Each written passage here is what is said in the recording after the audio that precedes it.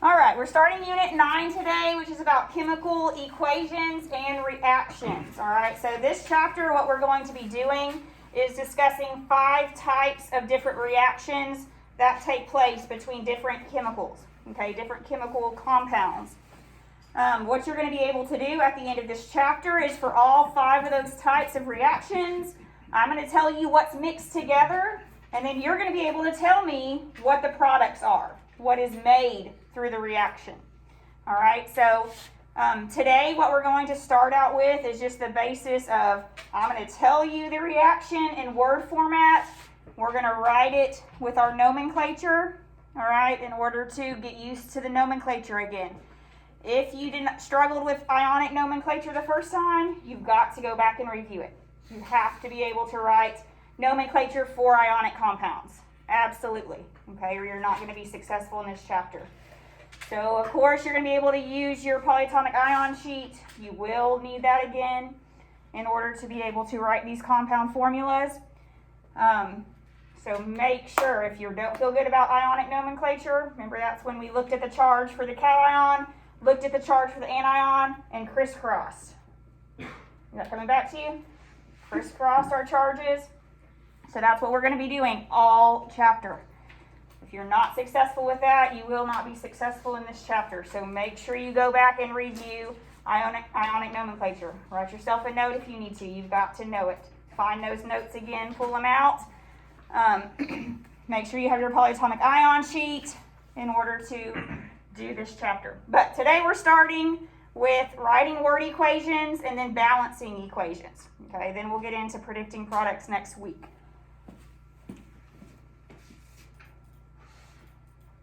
Oh, well, that wasn't supposed to happen. Hold on.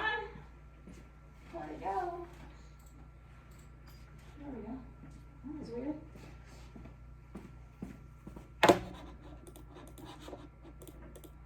Okay, describing chemical reactions. So what a chemical reaction is a process in which one or more substances are changed into one or more different substances.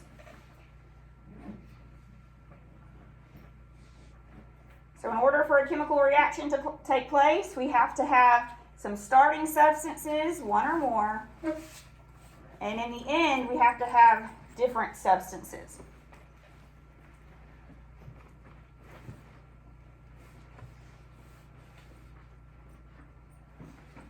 Your reactants, we've talked about this before, but the reactants are your original substances, what you're starting with, what you are reacting together. They're always going to be on the left-hand side of your chemical equation. That's what you're starting with. Your products are the resulting substances, so what you're producing. Okay, those are your products. So as the definition reads, we can start with one or more reactants and we'll end up with one or more different products. You're never going to end up with the same products that you started with. Obviously, that wouldn't mean that a chemical reaction has occurred. Okay, so it's always going to be finalizing different products in the end after the chemical reaction takes place.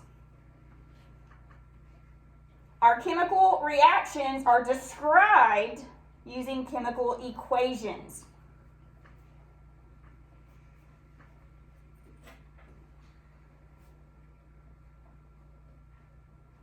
So the chemical equations are going to represent your chemical reactants and products with symbols and formulas.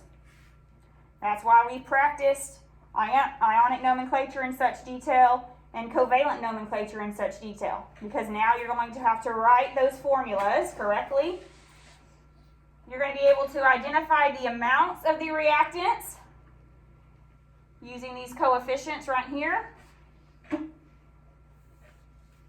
And then you'll also see some little letters, which we'll go through those letters here in a second, okay? But you're going to see lots of information in the chemical equation to help you understand what is going on through this chemical reaction. These little letters are telling you what state of matter that your reactants or your products are in. so that you know what's occurring throughout this chemical reaction.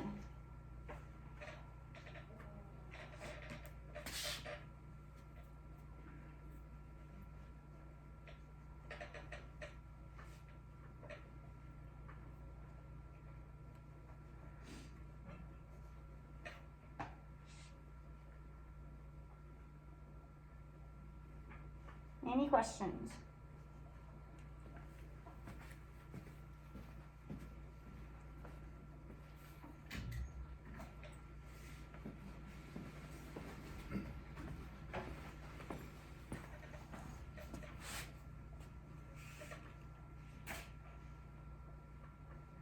So today what we're going to determine is, well, what is included in a chemical reaction. Yes? Sorry, is that NH4?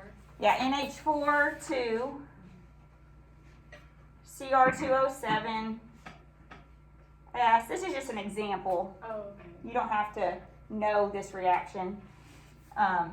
Just an example showing that our chemical equation is going to show our reactants. Remember, our reactants are on our left-hand side. Products are on our right-hand side. You're going to be able to see sometimes the states of matter that are involved in the reaction. All right. So you can learn lots of stuff from the chemical equation.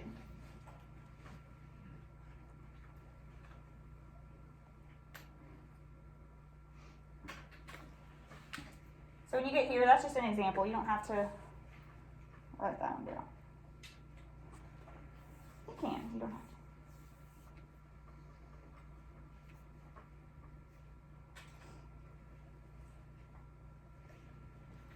The big thing to note here is reactants are on the left. Okay, that's your original substance. That's what you're starting with. Products are always going to be on the right. That's what you're producing.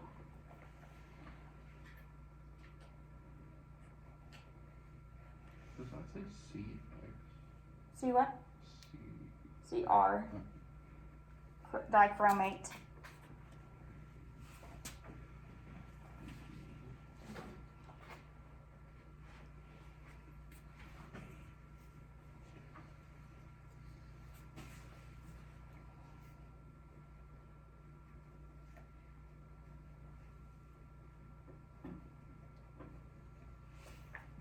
Does that say O3?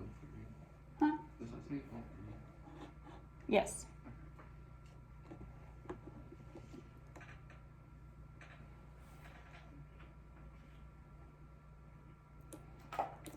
All right, so we're going to watch a video here about chemical reactions.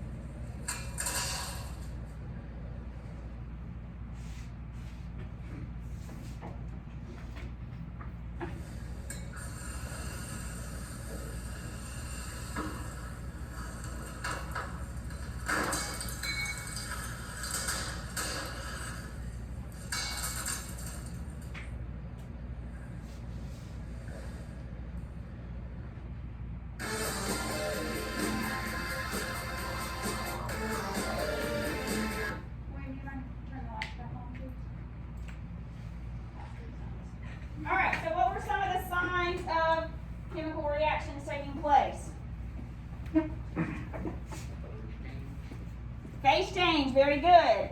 So we started with 2 liquids in that very first video, right? All of a sudden a solid was formed. Obviously you have a different product if I start with 2 liquids and then I end up with a solid. Very good. What else? What else happened in the first one? There were 2 clear liquids. Color change, right? Poured them together, all of a sudden a yellow substance. Obviously a new product has to be formed if you get a different color. What else? Temperature change, good. Anyone else? What was the last one?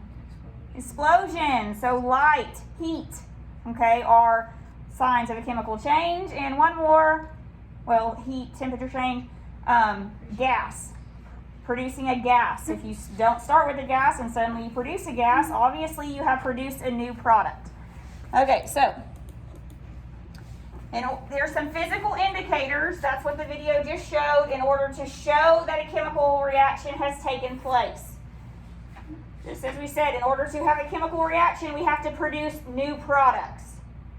So, if we release heat or light, see an explosion, right? It produced heat and light.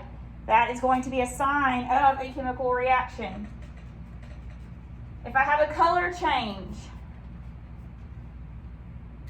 like the one video example, 2 liquids suddenly turn to yellow. Well, obviously that's a new product because it's a completely new color. Production of gas or bubbles. If I don't start with a gas but I end up with a gas, that's a new product. I have had a chemical reaction. And forming a precipitate. This is a word that we'll be using. We talked about it at the beginning of the year, but just to review, precipitate is a solid that is produced. I pour together 2 liquids, suddenly a solid is formed. That's a new product. So I had a chemical reaction occur. Okay, but that solid is called a precipitate.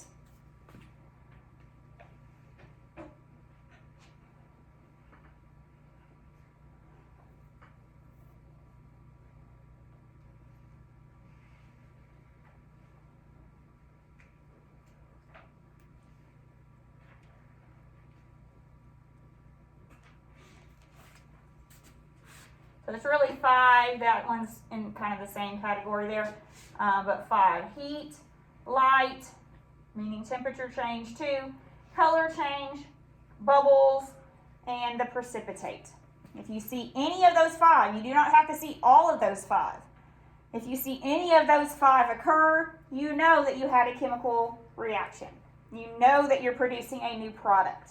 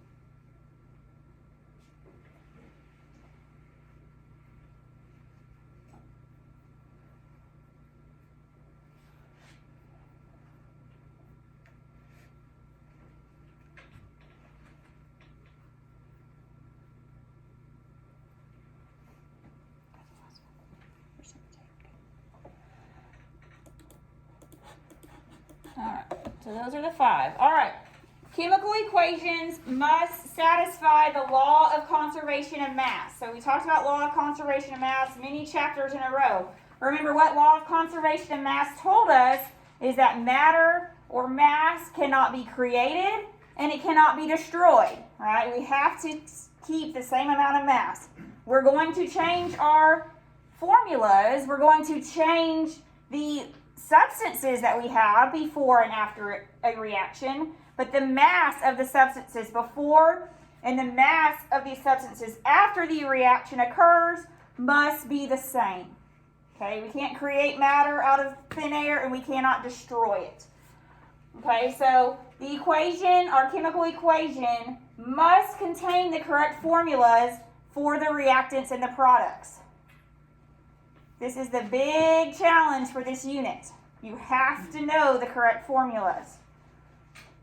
So you have to go back and review ionic nomenclature if you do not feel sound in that chapter that we did. The law of conservation of mass. To satisfy the law of conservation of mass, what we're going to do is make sure that we have the same number of atoms of each element on each side of the equation.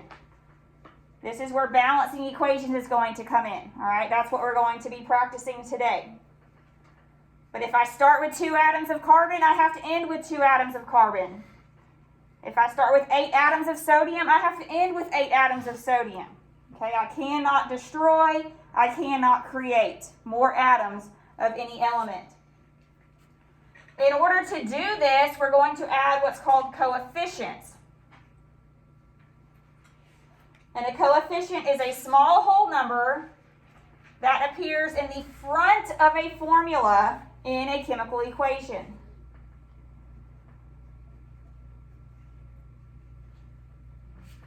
So what this means is I got to do my ionic crisscrossing to come up with my formula. That can't change. Okay, I can't change my little subscripts in my chemical formula. That's set based on crisscrossing the charges. But what I can do is add what's called a coefficient in front of my formulas in order to balance my equations. It'll make more sense once we start doing it. But that number is called a coefficient.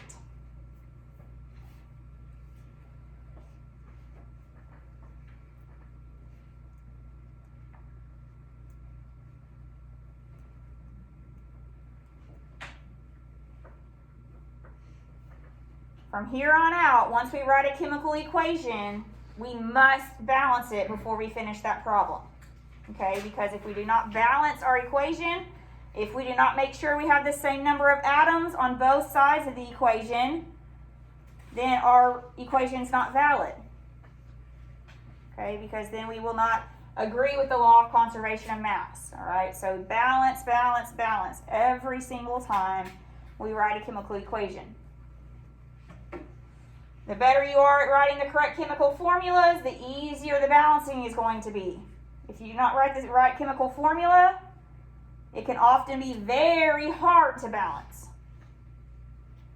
So that's another plug for making sure you know how to write the correct chemical formulas, because if you do not, it's challenging to balance.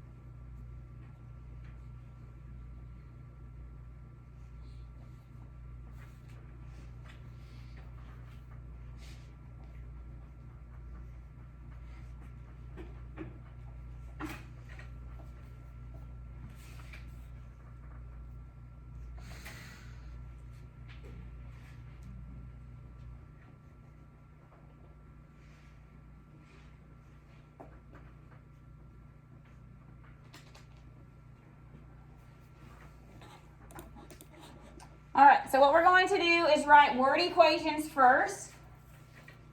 You don't have to know all these notes. What I need you to know here is that this part right here is most important. But all a word equation is an equation in which the reactants and products are represented by words. It's going to say sodium sulfate reacts with carbon dioxide to form blah, blah, blah. Okay, it's going to tell you the equation in words. The arrow, it's very important to know what the arrow in a chemical equation means. It does not mean equal.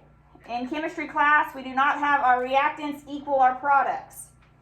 Okay, so never think that. We never show an equal sign. We always have an arrow. The arrow means yield, produce, form. Because if we had an equal sign, that would mean, hey, we can make these products, hey, we can go back and make these reactants. But in chemistry, it doesn't work that way. Once we have a chemical change, remember, chemical changes are not reversible. So no equal sign. We have an arrow, which means yield, produce, form. So in your word equations, you'll see either any of these words, and that will let you know I'm changing from my reactants to yielding my new products. So here's an example. When methane burns, it is combined with oxygen to produce carbon dioxide and water. So your word equation would be methane. It says it's combined, so that means I have to add some oxygen in there. I am producing, hey, that lets me know I'm making my arrow, right? I'm going to my products, carbon dioxide and water. Okay, so that is, you got to be able to understand the word equations. That way you can successfully write your chemical reactions, your chemical equations. Yes, ma'am? What is the formula for methane again? CH4. It's another one. We'll be using our hydrocarbons a lot. So pull that back out from when we did covalent bonding. Know those 10 hydrocarbons. We will be using them throughout this chapter as well too. All right, any questions on word equations?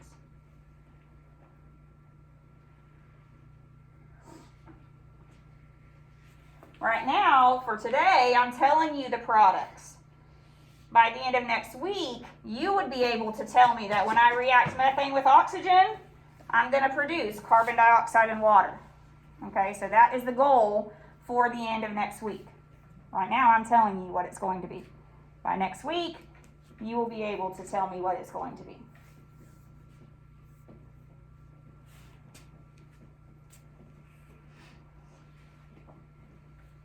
All right, that's just an example, so let's move on. Okay, so formula equations, what they are, they're going to represent the reactants and the products of a chemical reaction by their symbols and formulas. So this is the one we just wrote in the word equation, now writing it into the formula equation. Okay, so here we have CH4, that's methane, reacting with oxygen gas. So remember, there were some diatomic atoms that could never stand alone. You got to know those too, because oxygen, you can't just put O. Oxygen cannot be by itself, so it's O2 forming CO2 and H2O. So we're going to talk through some of these symbols so you know what they are.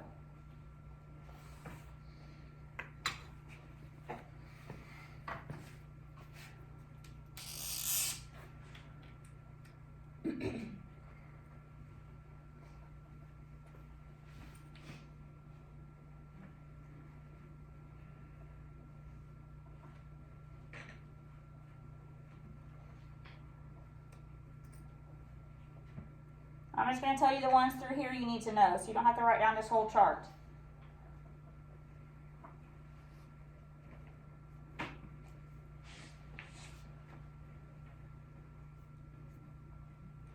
All right, this arrow, We just talked about the arrow. Remember, the arrow means yield.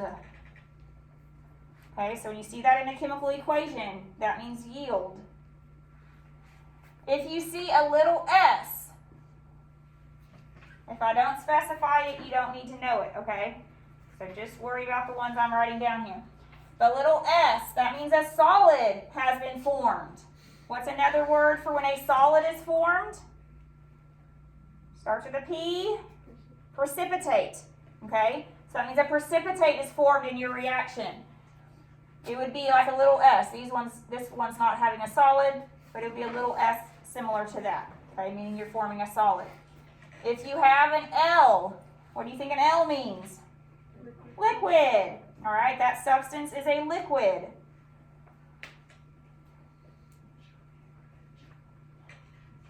If you see a G, gas, you're either starting with a gas or you're producing a gas in your products.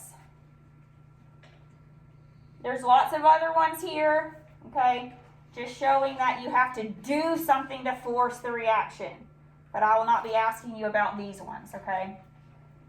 These ones, if I put something over, or if something was written over the arrow, like heat, or specific pressure, or specific temperature, that means that the reaction is not going to occur on its own. That means I had to heat it up to a certain temperature to make that reaction happen. Or I had to put that reaction under pressure to make that reaction occur. Okay, so you might see other things, but I will not be asking you anything. These ones you have to know. So what's wrong with this equation? What law does it break? We've only talked about one law, folks. What law does it break? Law of conservation. Law of conservation, right? Why does this break the law of conservation? I have 4 hydrogens on one side, right? I only have 2 on the other side. Right, I'm destroying, right? So it's not possible. So that's what we're going to go into today. How do we make it obey that law of conservation of mass? Oop. Okay, chemical reactions must be balanced. You don't really have to write this down or know the definition for balancing equations. We just must do it, okay? So what this is just saying that, we already talked about it, the number of atoms on the reactant must equal the number of atoms on the product side. Everything must be balanced out. The number and types of atoms are the same on both sides of the equation. And we do this, again, I already defined this coefficient. We do this by inserting coefficients, okay, into our equations. And this is where the fun comes in. It's like a puzzle. Okay, so this is the one we already had written down. So go ahead and write it down if you do not. CH4. Make these little numbers. They should have been little numbers. CH little 4, right? Like you're writing a chemical equation. No big numbers after atoms. CH little 4, O2 little 2, yielding CO2 plus H2O. We already said this breaks the law of conservation of mass. So we have to fix it. You cannot change the formula. The formulas are set. Okay, you cannot change those. What you have to do is add coefficients. These are numbers in front of the formula. So when I add a number in front of my formula, let's say I added 2 right here. Don't do that because that's not right. If I added 2 here, I'm just letting you know what that means. That number multiplies through to every atom in that compound. So if I added 2 here, that means I have 2 carbons and 8 hydrogens. Okay? So the number before applies throughout the entire formula. All right? So what I want you to do, you're going to count atoms for every element on each side of the equation. Always save hydrogen and oxygen for last. The reason why, because those can often be in multiple reactants or multiple products, and it gets complicated. You want to get everything set first, and then usually the hydrogens and the oxygens just fall into place. If you start there, it can often make your balancing very complicated.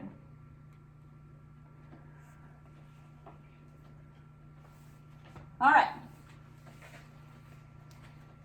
So we got to count. How many carbons do we have on our left-hand side of our equation? 1. So put C1. How many? Do what? Oh, no, that's okay. I heard 1. Someone said 1. 1 carbon. How many carbons do I have on the right-hand side?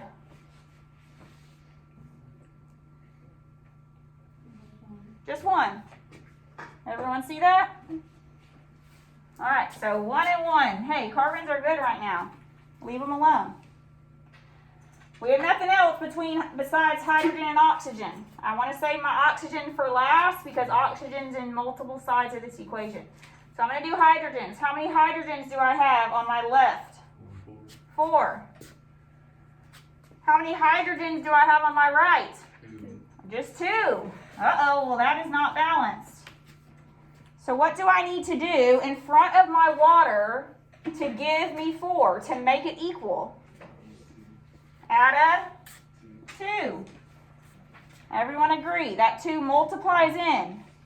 So now I really have 4 hydrogens. Everyone see how it's done? It's just like a puzzle, but you have to just go step by step through every atom. There's no shortcuts because you have to make sure every atom is balanced. All right, now let's look at oxygen. So how many oxygens do I have on the left? 2. Everyone agree? That O2 means I have 2 oxygens. How many do I have on the right? How many do I have here? 2. How many do I have here? 2 more, so I have 4. Okay, not balanced, so what do I need to do? Multiply by 2 on O2, right? I have more on this side, so I got to get more on my left-hand side. So that means I have to put a 2 here to give me 4. You can always run back through it one more time just to make sure, okay? Because sometimes once you change one thing, it affects other atoms in that compound, all right? So, I'm good. Carbons have 1, hydrogens have 4, oxygen have 4, done. Now I'm balanced. Now I have obeyed the law of conservation of mass. Any questions on this? All we're going to do now is just practice balancing, okay? That's what you're going to be doing for your homework today too, is balancing.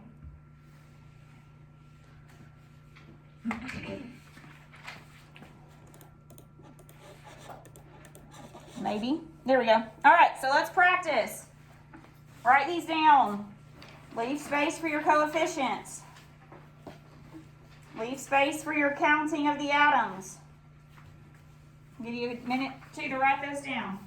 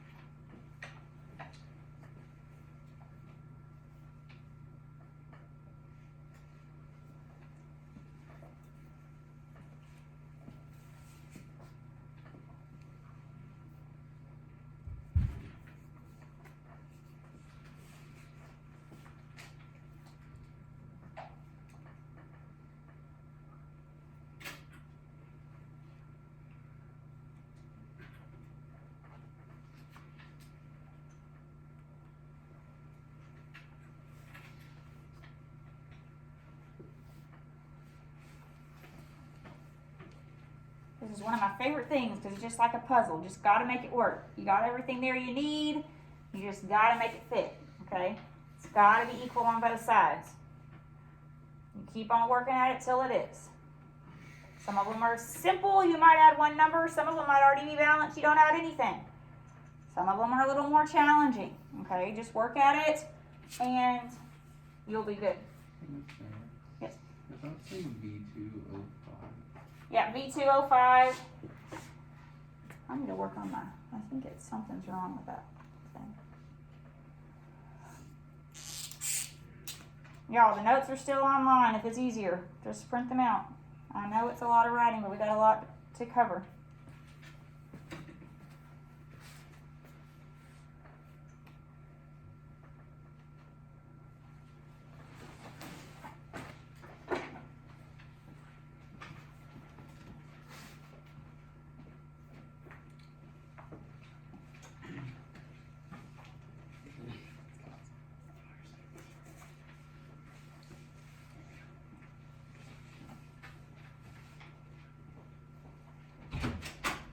All right, y'all ready? Y'all excited? Yes. Yes, I can hear it in your voice. All right, so we're just gonna go through one at a time. Look, we leave oxygens for last because see how oxygen's in every single thing. So if I try to start with oxygens, it is going to drive you crazy because once you change one, it's gonna change another and it's never gonna be right. Then you're gonna look at your other atoms and leave oxygen for last, okay? So, let's start with our sodium. How many sodiums do I have on the left? 1. How many do I have on the right? 2. 2. All right, so what do I need to do on the left to make it balance? Multiply by 2 on the left. Multiply by 2. Very good. Notice Carmine didn't say I'd add a little 2 right here. You cannot change the formulas. You add a coefficient before the formula. Do not change the formulas unless you realize your formula was wrong once you start writing them by yourself. Okay? You add a coefficient to the front. All right, so now we got 2 and 2. Okay, let's go on. Let's do nitrogen. How many nitrogens do I have on the left? 2. Remember that 2 multiplies through to that nitrogen. I have 2. How many nitrogens do I have on the right? 2. Remember a number outside the parentheses. It's all coming back to you, hopefully. The number outside the parentheses also multiplies in. So how many nitrogens do I have on the right? 2. I'm good on nitrogen. I'm skipping oxygen. Go on to lead. How many leads do I have on the left? 1. How many do I have on the right? Just 1. Well, that's good. All right, now last but not least, we got to do oxygen. But how many oxygens do I have on here on the right? 7. Very good. So 2 times 3 gives me how many right here? 6. Plus 1. I have 7 on the left. Let's look over here on the right. How many do I have right here? 6 plus 1, 7. And I am done. When all your numbers are the same, you're done. Okay, like I said, some are easy. You just add one thing. Some of them might be a little more challenging. All right. Any questions on that one? All right, next. Let's start here with silver. How many silvers do I have on the left? 1. How many do I have on the right? 2. Okay, what do I need to do here? Put a 2 where? On the In front, right? In front. Very good. Do not change your formula. Put a 2 there. Are my silvers balanced? Yes. All right, let's move on to iodine. How many iodines do I have on the left? 2. If you already add that coefficient, use that coefficient. So I have 2. Everyone agree? 2 iodines. How many do I have on the right? 3. Oh boy. Well, if I multiply 2 here, that's 4 and 3, still not balanced. I multiply 2 here, 2 and 6, still not balanced. What do you think I need to do? How many iodines do you think I'm going to have total? 6. Everyone agree? I've got to multiply this one by what? 3. Oh, so I'm going to have 6 iodines total. So what am I going to put here in front of my silver iodine? 6. Everyone agree? All right. So what do I have to put here in front of my iron iodide? A 2. So double check your iodines. Do I have 6 on the left? Yes. Do I have 6 on the right? Well, what did I mess up in the process though? Silver. I messed up my silvers. So you gotta go back and do silver, right? If I change a coefficient of something that I've already balanced, you gotta go back and do it again. Y'all with me? So I have 6 silvers right on the left. So change that again. What do I need to add here in front of my silver carbonate? 3. I have to add a 3. Does everyone understand what I just did? If you have to adjust a coefficient that you've already done, you have to go back and look at it again. All right, silver and iodine are good, so let's move on. I have iron now. How many irons do I have on my left? 2. 2. How many irons do I have on my right? 2. 2. Good. All right. How many carbons do I have on my left? 3. 3, right? The 3 from outside the parentheses multiplies in 3. How many carbons do I have on my right? 3. 3. Remember the number in front of multiplies through. 3. Good. Oxygens. How many oxygens do I have on my left? 9. 9. All right, the 3 from the outside, remember, multiplies in to the inside. 9. How many oxygens do I have on the right? 9. Also 9. So you're done. If you don't go back and look at this iodine, it will come through as you start looking at other elements, or it should. Okay?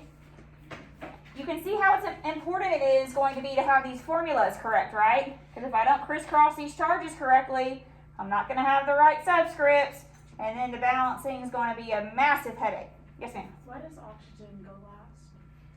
Because this one, it didn't really matter, but see up here, oxygen was in every single thing. So if I try to balance oxygen first, it can be a headache. Sometimes it's not, but just if you have an element in every single thing, then you want to save it for last. All right, any questions on number 2? Number 3.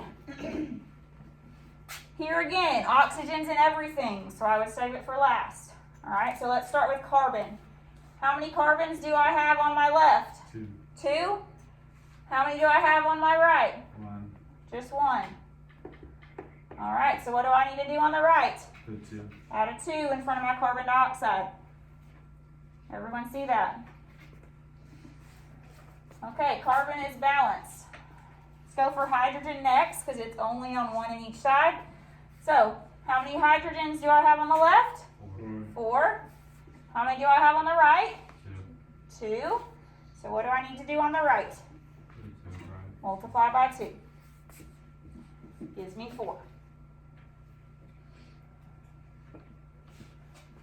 Everyone still with me? Oxygens, how many total do I have on the left? 2 here. 2 here. So I have 4. How many do I have on the right? How many do I have right here? 6. 4. 4 plus 2 more, right? So 6. Okay. What do you think I should do to make my oxygens balance? Put 2 for oxygen gas.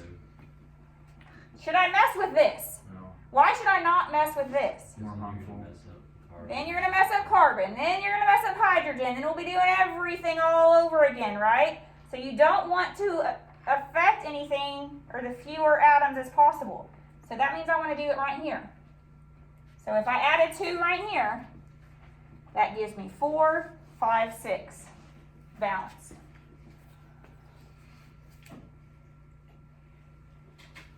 If somehow you get a 2, 4, 4, 4, you need to simplify everything, okay? So your coefficient should always be the smallest numbers you can have, okay? That will sometimes happen if you start with the wrong thing first or something. All right. Any questions on that one? Next one, zinc sulfate plus lithium carbonate forms zinc carbonate and lithium sulfate. So let's start with zinc. How many zincs do I have on the left? You got 1. 1. How many on the right? 1. 1. 1 and done. Good. Let's go for sulfur. Now, the other thing I will add, once you get more comfortable doing these, if you recognize, hey, that's a polyatomic ion, I can look at sulfate all together. Because sulfate's not, those polyatomic ions aren't going to separate themselves. Okay, so I say, oh, I have 1 sulfate here, 1 sulfate here. Hey, sulfate's done. Okay, so if that helps, do it that way. If not, just go element by element. So how many sulfurs do I have on the left? 1. 1. On the right? 1. 1. All right, we're going to save oxygen for last. Lithium. How many lithiums do I have on the left? 2. 2. On the right? 2. 2. How many carbons on the left? 1. On the right? 1. 1. And oxygens. How many oxygens do I have on the left? 7. On the right? 7. 7. Boom. See, we didn't even have to add anything. If you do not have to add anything, what I want you to do is write a BAL over that arrow, or off to the side, or somewhere. That way I know that you've looked at it, and you know you don't need to add anything. It's already balanced. Any questions on that one? All right, 2 more. We have vanadium here. How many vanadiums do I have on the left? 2. On the right? 2. 2. We could do oxygen if you want. That kind of breaks my rule, so we'll skip it. But it's only in one thing, but we'll do calcium. How many calciums on the left? 1. On the right? 1. How many sulfurs on the left? 1. On the right? 5. Oh boy. What do I need to do here to balance out my sulfurs? You could do the one on the right by 2, and then do the one on the left by 2. Right, but what could I even do? Just put a 5 right here, right? You could do that. We'll just have multiples, right? No, you're not. You're fine. I appreciate you Yeah, there you go. working with us. All right, so 5 here, right? Now we have 5 sulfurs.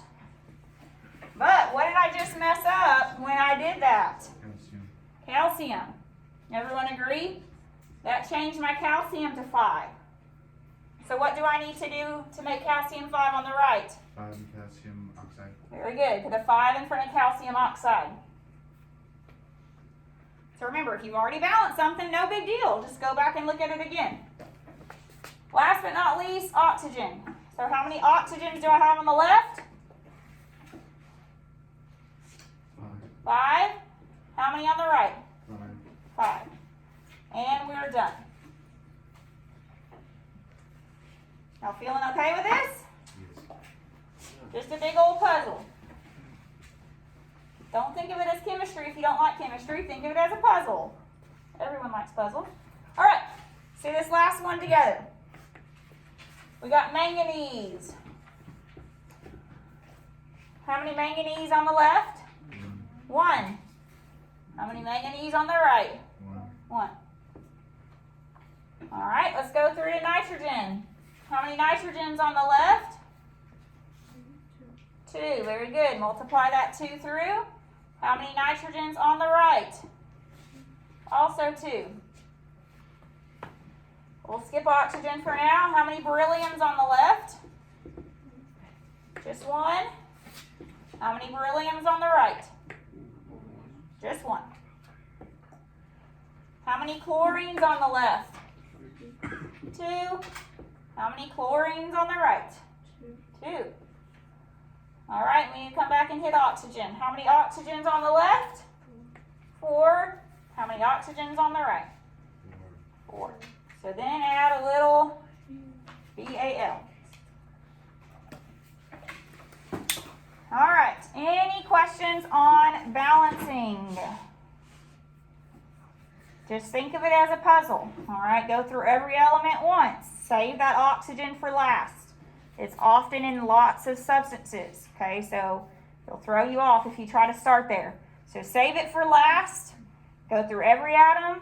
If you have to change a coefficient for one thing, go back and look at it again for that same atom if it's already been balanced, okay? Do not change a formula. You cannot cross out or add any little bitty subscripts. You can only add a coefficient to make it balanced. Okay? Any questions?